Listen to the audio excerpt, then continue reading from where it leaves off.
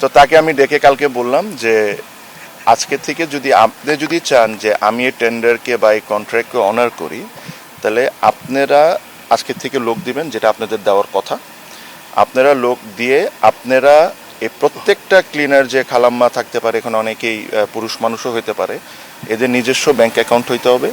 এরা প্রত্যেকটা টাকা ট্রান্সফার হয়েছে এটার প্রমাণ সহ আপনি ফাইন্যান্সে সাবমিট করবেন, তারপর আমি আপনাকে বিলটা ছাড়ব।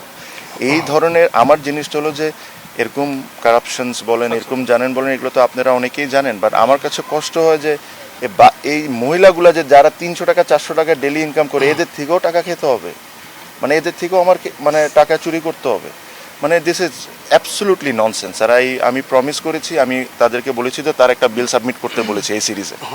আমি বলেছি যে আপনি 30 জন মহিলাকে ডাকবেন, আমার সামনে তাদেরকে 500 টাকা করে দিবেন। 100-150 টাকা আপনার লাভ থাকতে পারে, কারণ যদি কোনো কোম্পানি একটা কাজ নেয়, তার অনেক কিছু কিনা লাগে, তার নিজস্ব কোম্পানি চালাতে হয়, তার একটু লাভ করবেই সে, এটা দ্যাট ইজ ফাইন। বাট যে কমিটমেন্ট আপনি এই মহিলাগুলোকে করেছেন, ওগুলো আমার সামনে আপনি ডেকে সবার সামনে দিবেন।